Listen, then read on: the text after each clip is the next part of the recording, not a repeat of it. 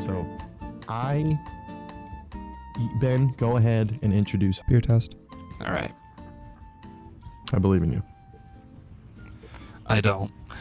Okay, welcome back to Biertest. This is Ben, your host. Today we have the the New Belgium VOODOO Ranger 1985 IPA. And here to talk about it are two guests. I don't know why I said guests. They're two of the hosts, regular full-time hosts, Matt and Chad. All right, so we go have, ahead, Chad. We have Chad Miller High Life here. These are like our military code names. I had to. And I'm just Matt. I don't have a cool beer-related name. Or Just last kidding. Just kidding. My last name is Mead, which is a very classic, historic alcoholic beverage that is known far and wide throughout history and prehistory. Yes. Just like Miller High Life. Agreed. Those are the top tier, both top tier Yeah. alcohols. And I don't have a last name. So, I guess the premise of this show, just to make sure everyone else out there knows about it, it's basically three guys drink beer and discuss. That's a novel concept I'm sure you've never heard about, but we do our own fun spin on it. What that is, I guess we'll find out. So, for this first one, like I said, we've got the New Belgium VOODOO Ranger 1985 IPA. I feel like the name is a little bit long, but it is what it is. It's a mango IPA that, in my mind, is a good introduction to IPAs for people that might not like them. So Why would you say that? you know what? I'm glad you asked, because I'm going to give it to you and ask what you think, because Matt here is an avowed IPA hater. And I wanted to introduce him to this one because I thought it's a very different IPA. You know what? I'm just going to give it to you. What did you think about the IPA and maybe a little bit of your history with IPAs? Right. So I don't know the first time I had an IPA. It was probably in my early 20s. But I was immediately turned off by it because of the very intense IPA flavor. If you've ever had an IPA, you probably know what I'm talking about without me having to describe it. But it's like this bitter, lingering flavor that it's at the tip of the tongue all the way to the back of the throat. Like it's there, it doesn't go away. It's kind of like the signature flavor of the IPA, and I just absolutely hated it. I've always hated it.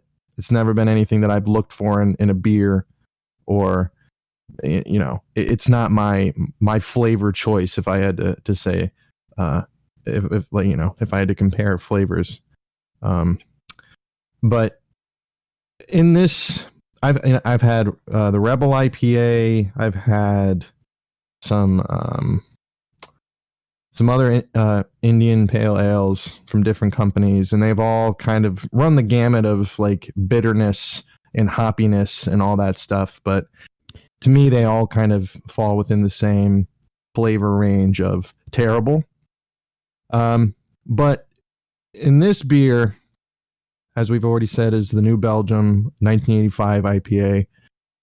It was different for me as IPAs go. It in the front end of the drink, when you smell the beer, when you first taste it, it kind of has that distinct IPA punch. Like, even if this bottle was, or if this can was blank, I would be able to tell you what kind of beer it is just from that first initial flavor.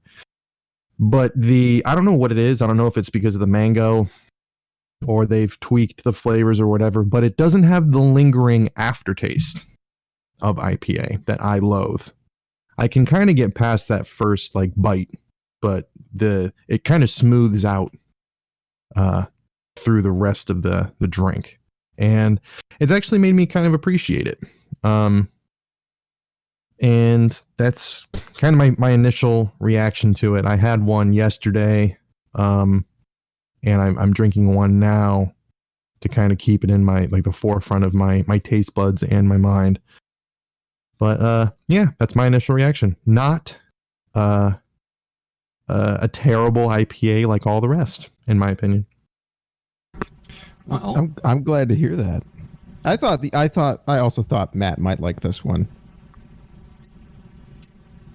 yeah. So go ahead, Chad. Oh yeah, I was gonna say I had originally suggested the Rheingeist.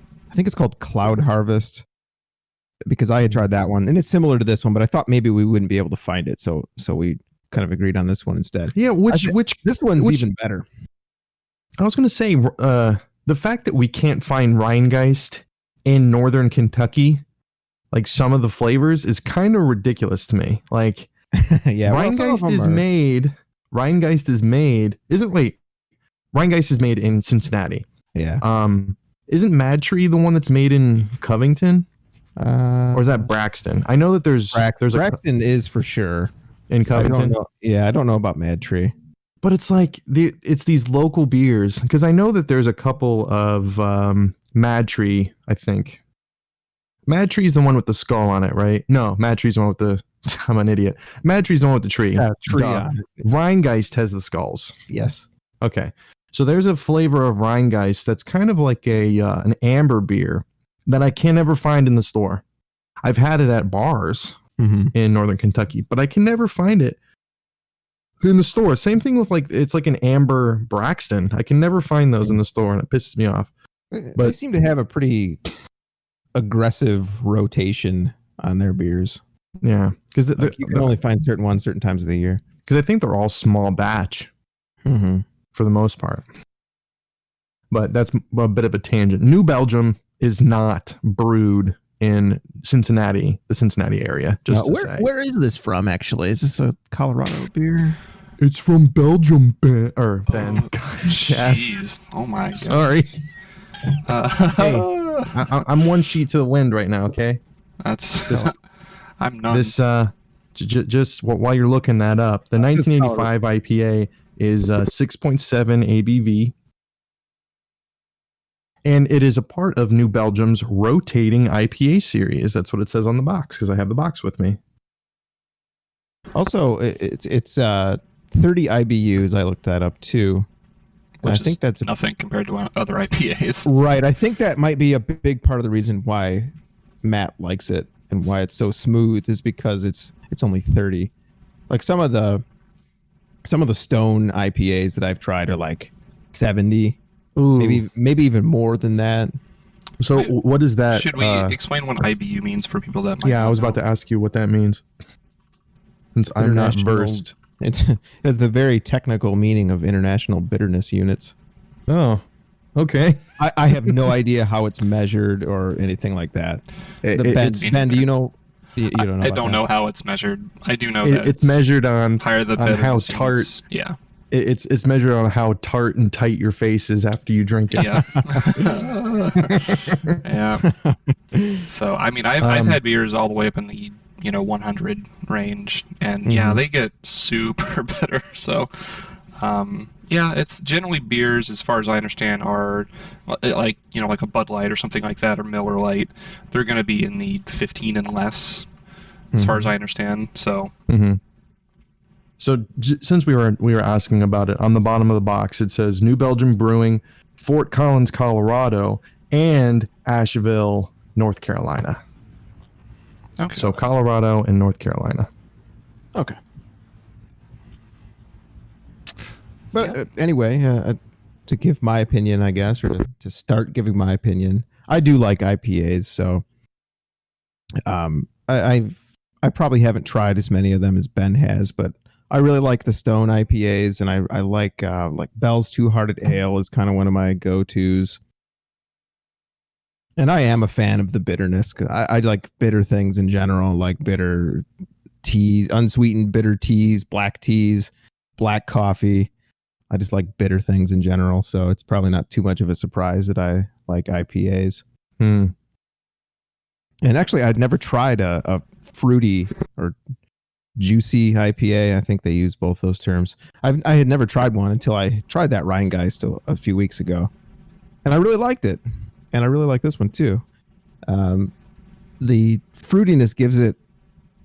I mean, the fruity ones they're not as bitter, and they have that smoothness that I really like. Mm-hmm. But they still have that pininess and that bitterness that I like in an IPA. Yeah, for me, I lean more towards, like, if we're talking about flavorful beer and not something that's like a Bud Light or whatever, because I can drink those, but I lean definitely more towards like a darker, more like the Guinness, because the flavor profile is different and it doesn't have that, like you described, that piney bitterness. It's a different kind of bitter, like it's that coffee bitterness. Is it the malt flavor that you like? Mm-hmm. Like the more malts. I mean, I like dark beers too, so I'm not very discriminating. No, I like an amber. I like porters. I like a lot of dark stuff. If I have to, like, if I want to taste a beer, if I just want to get drunk, I'll drink Miller High Life. Yeah. Ironically, I won't. Yeah. Just because they're cheap and they go down relatively smoothly because they're not that bitter. My boss, he did an experiment, and because he loves beer and he loves brewing beer, he wanted to see the cost to drunk ratio, more or less, with different beers and hard liquor. So he determined that it's just much more cost effective just to buy a big old bottle of whiskey than it is to go with beer. And I'm like, you know what? Yeah, you're not wrong, but it depends on the experience that you want. So yeah, like I could chug 45. Yeah, I was gonna say I could chug like a fifth of vodka and get pretty wasted, but it wouldn't be that enjoyable. Yeah, it would hit you like a freight train if you did that. I found a website, brewbound.com. Looks like they do like a bunch of like beer news. Of course, this kind of site exists. Why wouldn't it? Of course. So this just to see what they're saying about it. They launched this 1985 IPA back in May, it looks like. So wait, during quarantine? I'd say that the press release is May 11th, 2020. Huh. They announced it in May. So yeah, during the quarantine is when they came out with this. And basically it's saying, let's see, the entire VOODOO Ranger portfolio is up over 40% versus last year. And the rotating series, which is what you mentioned, is the #1 craft brand launch in 2019. So very successful for them. And it's now New Belgium's 5th best-selling brand. And just to go into the flavor profile, like you said, this says it's bursting with juicy mango, pineapple, and guava flavors and aromatics. This bright, fruit-forward IPA showcases a refreshing flavor and a slightly lower ABV for bodacious drinkability. Yeah, bodacious. I mean, yeah. Does it? Can you find out what the other flavors are in the rotating series? Sure, I can look that up if you guys want to. I can really smell the pineapple in this too. I don't know about guava because I don't know what guava is. I don't know much about guava, but you can definitely smell the pineapple and the mango, and I think you can taste. I think you can taste them both too. Like you were saying, like right up front, you get that juicy fruit flavor. Yeah, let me see if I can get that, because my can's almost empty, and I'm mostly just getting like the taste of my own mouth, or the smell of my own mouth on the can, and not like the smell of the alcohol. So let me open up a new one. I was just gonna say, why don't you open up another one? Or I poured one last night. It poured really nicely. It's got I don't have any cups. Nice yellow hand, color, kind of hazy, lots of head. The head. Let's see, rotating VOODOO Ranger series. Looks like they came out with a new one. When I chew on it, like you described in a previous pilot, it's just the pine. Like all I get is the. Oh really? Yeah, I don't get the fruit. At least not on the front. Maybe that's just like how my tongue works. Here, let me try it here. I got one too. I think for me the utility of the beer, or the utility of the juice or the fruits, is that it counteracts some of the bitterness and it makes it a smoother, like I was describing at the beginning, a smoother feeling at the end of the drink. So like in the back of the throat, the back of the tongue, it's not so bitter and long lasting of like that front punch from the bitterness. Yeah, now that you say that, I'm testing it as we speak, and the first thing that does hit me is like the hoppiness of it, and then I get the fruits, the mango, and definitely pineapple. I was trying to figure out what the other flavor was, and until Ben said pineapple, I hadn't really pinned it down, but I definitely get the pineapple out of it.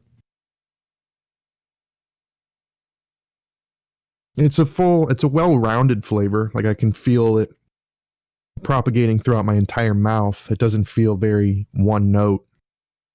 Yeah, agreed. There's like some complexity to it. Yeah. I'm trying not to say the M word. It's going to come out eventually. The feel of it in your mouth. Yeah.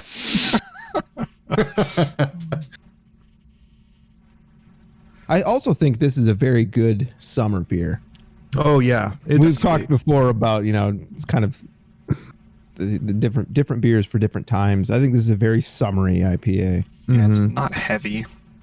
Yeah, and I think that like it's because of that like juice or like the fruit tilt that it has, because like there's always like this correlation between like fruitiness and summertime or spring, and spicy is more winter. Fall, winter. Like you're trying to recreate either the flavors of winter food, or you're trying to instill that kind of warmth through the spice in those, like that Christmas ale that we had like a couple years ago or whatever. Yeah. It was really good, but we drank it in the winter. I don't think I'd want to drink that right now. No, I would not drink that right now. I tend not to buy any of the seasonal stuff. I tend not to buy it at all outside of the season. Like I love Oktoberfest beers, but I'm not going to buy them right now. See, I feel that way too. It is. I mean, it's only August right now, so it's still technically full blown summer.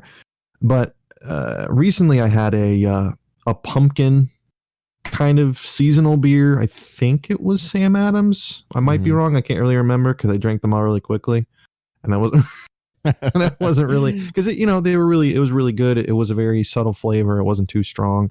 Like that Christmas beer, the Christmas spice beer was kind of strong. Like I couldn't crush like 6 of those. No, I could probably drink like 2 of them. And, it just like it not really sip at them, but, take my time and enjoy the complex spices and everything of that. But this pumpkin beer or whatever it was, like pumpkin, it wasn't like a pumpkin spice beer. Don't get me wrong, but it was like that sort of thing. It was good. It was smooth. I really liked it. And they already have Oktoberfest out. So yeah, I know. I've seen it too. I like it. I'm not quite ready for it yet. Yeah. So did you pull up those rotating? Yeah. So the rotating series, hold on, let me jump back. I've got way too many tabs up here. Okay. Holy moly, they've got a ton of beer. Just the Voodoo Ranger. We got the default Voodoo Ranger, which is always around. And gross. Do what? It's gross, in my opinion. I mean, I like it. Then they have the Imperial Voodoo Ranger, which is an Imperial IPA, which is a certain ABV percentage. I forget what it is. It's like 7 or more, something like that. Then we have the Juicy Haze, 1985, the American Haze, the Atomic Pumpkin. So there are those, and then we also have the newer ones coming out that I lost. Starship IPA, Voodoo Ranger Starship IPA. I'll send you the link to the article that I found a bunch of this stuff on. Okay. Does it say what kind of flavors are there, or is it just like the names? This one goes into it a little bit. Hold on. Yeah, that one doesn't really explain what it is, though. It's interesting, and actually the article that I found that I thought was kind of interesting, and I'll post it now, it basically talks about the marketing behind the Voodoo Ranger series. And apparently it came out in 2017, and I actually remember when it came out because I saw it in my local Kroger, and I'm like, oh, that looks interesting, that artwork. It's a skull. And then my wife, she said, do you just get beer based on how cool the artwork looks? And I'm like, yeah, sometimes. Yeah. Sometimes. Have you ever? I do the same thing with albums. So. Have you gone to the Jungle Gyms recently and looked through their beer? I did actually, at about a month ago, I think. And yeah, there's just so many ridiculous, and it's really hard to pick. You're like, you get overwhelmed. But a lot of times I don't look up, I don't see what's the bitterness, whatever of this beer. I'm like, I'll try it. If I don't like it, I don't like it. Beer's to me, beer is such a, try it. If you don't like it, if you don't like it, it's not that big of a deal. And you can get those variety packs, so you can kind of pick and choose. But 2017, and from their marketing team, they're basically saying that it was so successful that these last few years, all they've been doing is just trying to add more and more variety to the Voodoo Ranger label at this point. Because initially, I think they said it was just that one. So we'll throw this out there, see if people like it. I was like, oh, people like this. But I think the article is basically trying to say that it's a combination of the beer being actually good for people that like it, Matt, and having an alluring kind of marketing strategy with the skeleton guy with these all decked out, hip clothing, like American Haze. He's wearing a denim cut off, vest with a acoustic guitar slapped around his back, and he's got these crazy looking gold aviators and a American flag bandana. It's just super American, and then they've got the Starship IPA, and he looks like a spaceman. It's just something that they can kind of have fun with the marketing, and it's I'll try this. It's kind of interesting, but it's definitely the sort of thing I would buy just based on how the can looks. Yeah, and I think that's a big part of it. But if they can back it up with having good beer, yeah. So I was kind of wanting to see what your guys' thoughts on the. Actually, real quick, I'll say that because I don't think I gave my thoughts on it. I was just about to say. Yeah. I liked it. Where does it? No, that's why I said you needed to clip what Amy said and just use that as a soundboard. It was good. I liked it. It was good. I liked it. It was good. It reminds me of of kind of the Truly or the White Claw a little bit because it's so fruity. These I can't drink a ton. I just feel like they're definitely beer, but they're a little too fruity for me. I do like it though. One or two is fine, but more. Wait. You think this is too fruity? Yes. I've had something similar at a restaurant at an old Chicago, and it was it basically tasted like fruit punch. And it's alcoholic, but it's it just doesn't taste like beer at a certain point when it's too juicy to me. I don't get the fruit punch or the physical punch of fruit in this. I don't know if it's because I don't know. I'm kind of worried about my taste buds at this point. They're not on. But I don't get that to me, maybe this is because I'm like a closet alcoholic, but I could probably drink this whole thing right now, like this whole box. More power to you. Yeah, great. It's just, I guess my taste buds are different than yours. Yeah. And I would prefer, a beer's beer. if I can use that phrase, I don't know what that means. A man's beer. A man's beer. I don't even mean it like that. Just more of a beer. Give me a Budweiser. I don't like this sissy shit. Imagine, just like side note, imagine Larry. Imagine Larry drinking one of these. Larry is my dad. He's, you know what? It's funny because he only really likes like Bud Light and like normal beers. If I tried to give him quote unquote, I tried to give him. He doesn't like IPAs. He doesn't like the fruitier kind of beers. He doesn't like porters or stouts or anything like that's really dark. He's very like, I guess, lagers and like normal beer and pilsners. Sure. Give me a good pilsner, son. I don't want this fruity sissy shit. So it's interesting sometimes getting his opinions on it. I gave him an Old Rasputin once, and he took one sip of it and he's like, nope, gotta pour it down the drain. I can't drink Old Rasputin. I can't drink that. That's too. No, that stuff is too like 12%. It's very, very much. I like it. It's just you got to take your time with it, and that's another one that I can't drink multiple of. That's a beer you drink when you're already drunk. Yeah, I would agree with that. You don't want to savor the Old Rasputin. I can savor it when I'm drunk. It's that much. That's like to me, that's like savoring a boiled boot. That's all the Russians had, man. Yeah, it's getting you somewhere. It's not bringing you to Flavor Town. That's not where it's not taking you there. It's got a flavor to it. Maybe not the one you want. Yeah, I was gonna say, just to wrap up, I do like it, but it's just not a. I don't know. I can't drink a ton of them in a row. It's not a can crusher for you.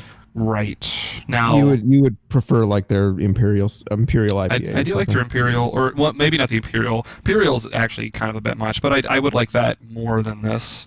I think my favorite beer right now is the Sierra Nevada Torpedo IPA. Just recently I found it, and I love it. It's great. I do. You would hate it, Matt, but you might like it, Chad. I was just going to say, I haven't tried that one, but I do like their other IPAs. Yeah, the Torpedo, I think it's labeled as like an extra IPA. So it's good. It's really good. I might have to try that one. Yeah, I'm not in like a social setting, I'm not opposed to trying an IPA. I would never choose to purchase one except for this show. Sure, that's fair. So, still, this hasn't changed your opinion on that. Well, I was going to say, I'm looking at New Belgium's website because they break down the IBU and the ABV and all that sort of stuff and what kind of flavor profiles there are in the different beers. The Imperial, I would probably hate because it's a IBU of 70 and it's very, heavy on the IPA flavor in my mind. I think I've had the normal Voodoo Ranger. I can't remember because it's not one that I've gone back to. When it comes to New Belgium, I'm definitely more a Fat Tire person than anything else. Like I like those. They've got Fat Tire is their kind of like cornerstone or flagship. Yeah, sure. They've got a really good solid core beer there in a Fat Tire, but. Sorry, go ahead. Yeah. I just wanted to say that. No, I was going to say, like, I do enjoy their Amber and their Belgian. I do like both of those more than their Voodoo Ranger series, but the 1985 has made me more interested in their Haze series. Like the Juicy Haze and the American Haze, they have a smaller IBU, and it seems like those ones would be more palatable to me. In a bitterness standpoint. And the Atomic Pumpkin one actually only has an IBU of 10. So I feel like I would probably like those, but it seems like it would be more a more pronounced flavor. Because it says even in here, according to their tasting notes on their own website, that the aroma for it is strong cinnamon and clover, so very spicy on the nose. Wow. I haven't had that. And the flavor is slightly sweet and a slight bitterness. So the bitterness still comes through, but I think it's less from the hoppiness and more from the stuff that they put in to make it pumpkin. But that could just be me. That sounds pretty good. I might try that in October. Yeah. No other time of the year, but in October. Maybe November, I guess. You're right. I mean, like, yeah, certain beers are for certain times of the year. Yeah. Like I said, I'm not a big fan of like porters or stouts in the summer. Really, they're too much. And I'm like, too heavy. Yeah. But when it's snowing or just cold outside, I'm looking on their website too, and I didn't know this, but they have barbecue sauce based on their beers. So that's fun. They have a Voodoo Ranger, a Fat Tire, and a 1554 Dark Ale, bold and savory. I like the sound of that. I've never had a barbecue sauce based off of a beer, but that sounds cool. I haven't either, but I would try that. I was just going to say, actually, that in a vacuum, I think I do prefer a more traditional IPA. But I really like these, and these are perfect for grilling. Like if I'm the next time I grill burgers, I'm going to have one of these, and it's going to be perfection. Because of its lightness, and it's kind of like... Yeah, because of like the kind of fruitiness that we were talking about, kind of is associated with summer, and I don't know, if I'm like outside in the heat, I really like something like this. That's more refreshing. Yeah. No, that's how I feel about the seltzers, is that they kind of got that little bit of an alcoholic kick to it at the end, but it's mostly just cold, sparkling water. That's how I hope, in my opinion, about the seltzers. Yeah, I know that you don't feel that way, but I would be interested in trying at least the other hazes, which are they're more fruity IPAs, just to see if they've got a similar smoothness to the 1985 IPA. I would not be opposed to that at all. But do we have any other? I'm just you said hazy, but they've got a Citradelic Tangerine IPA. Wow. Who Belgium does? New Belgium. Also, you know what? I've had their because it's right next to it. If you go to their site and go to the IPAs, they have the Emperor, which great name for a beer, absolutely amazing. Some great artwork. So like their marketing is great. I hate that beer, but I also hate most weed beers, hemp-based beers or whatever. There's something about them. They're so bad, and I don't understand how anybody could like them. I really don't. But I mean, if they do, great. Something about them. Okay. So, any final thoughts? Is this a what was the try it, buy it, leave it? Something like that. Make it a staple. Try it once or never try it. Yeah, I mean, but I think we talked about it. It's like with beer, it's like, pretty much any beer is a try it. Even if we don't like it, try it. True. I almost want to just use like a rating system, like an out of 10 or out of 5. How many hops? How many hops out of 5? How many hops? I gave it 2 hops. I don't mind using that. I like the out of 5 because I feel like when you get out of 10, it gets a little too granular. Yeah, 5 works.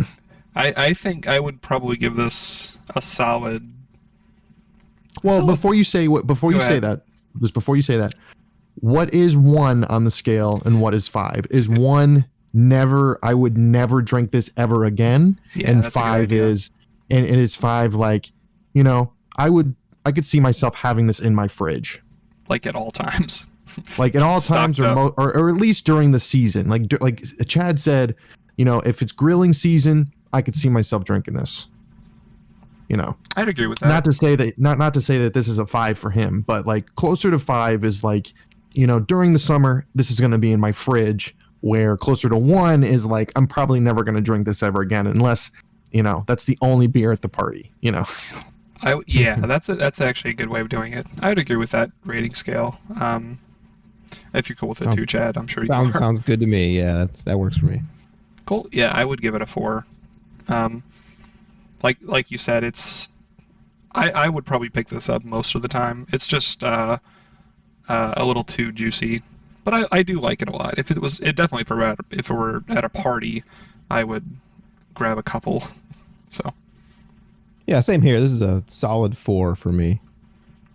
And for me, I'd say 3.5. And I say 3.5 because I don't normally go towards IPAs, but if I was in like a pinch and I had to pick something, you know, I'd pick this because it's, like I said, it's smooth. It doesn't have that traditional IPA flavor throughout the entire drink. And it's, you know, yeah, I don't hate it. So, Ben, I have to commend you. You sold me on enjoying an IPA. Well, I got it recorded there, so.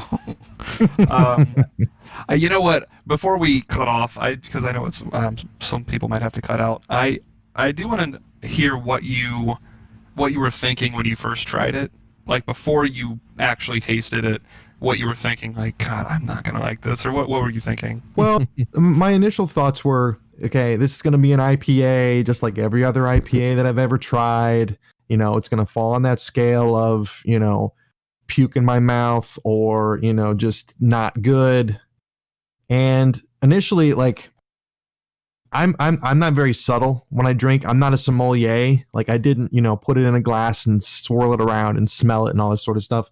I cracked it open and I took a swig, you know, and I just drank some.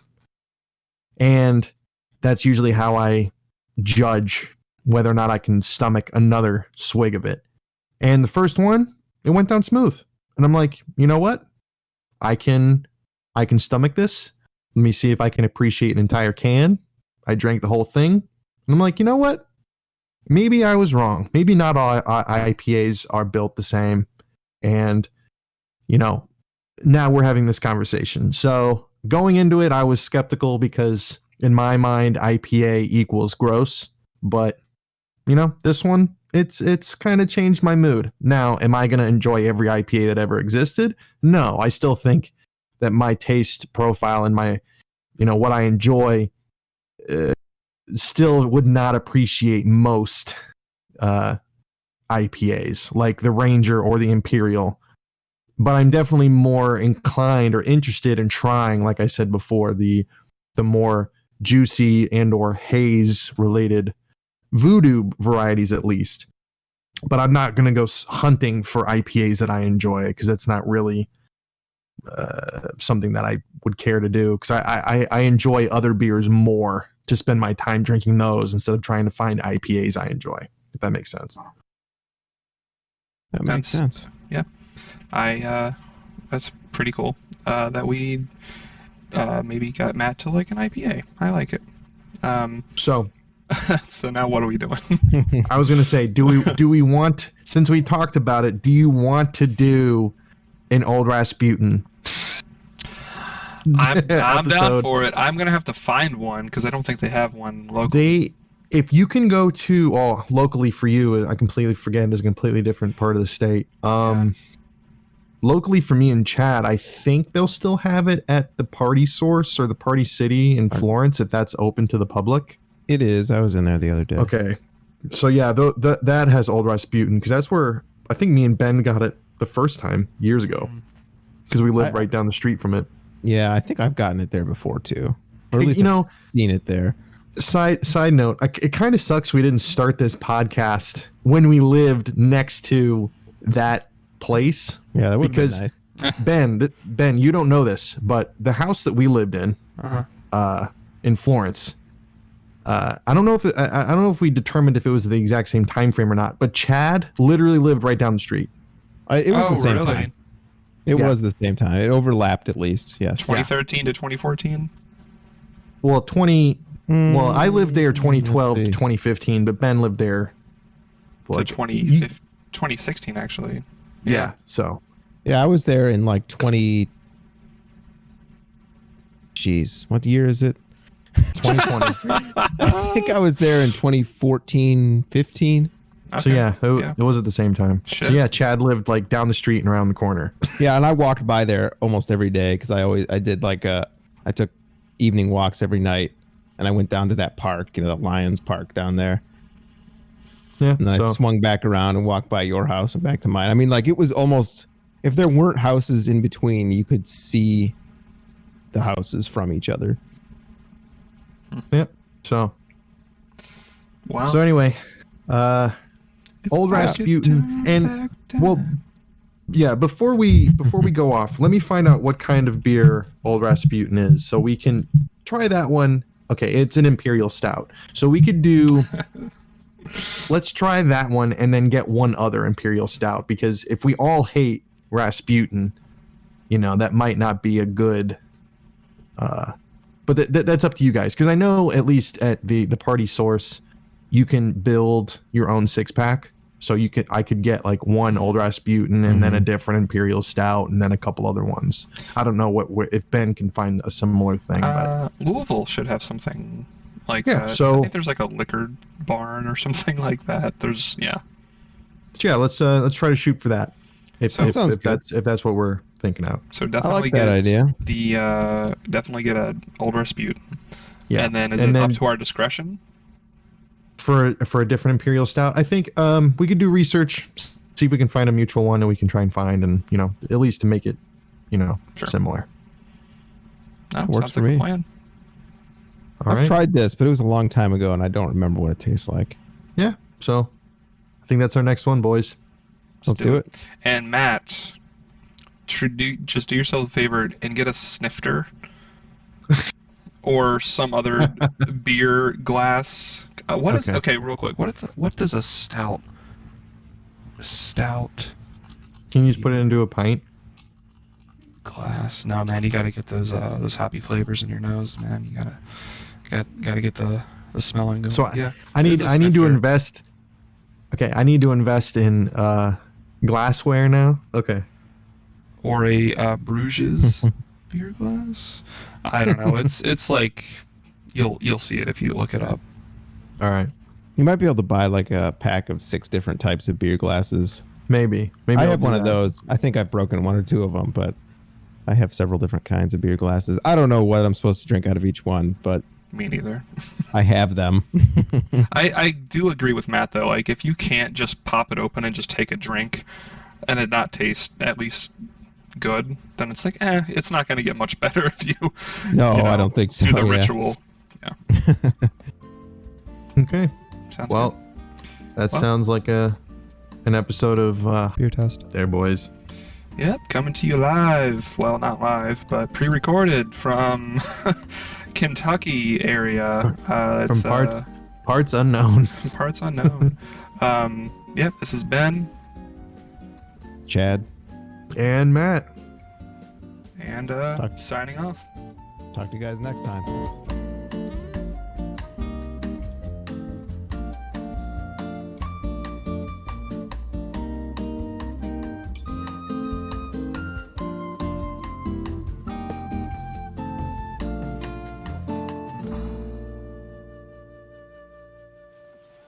Dylan! You son of a bitch.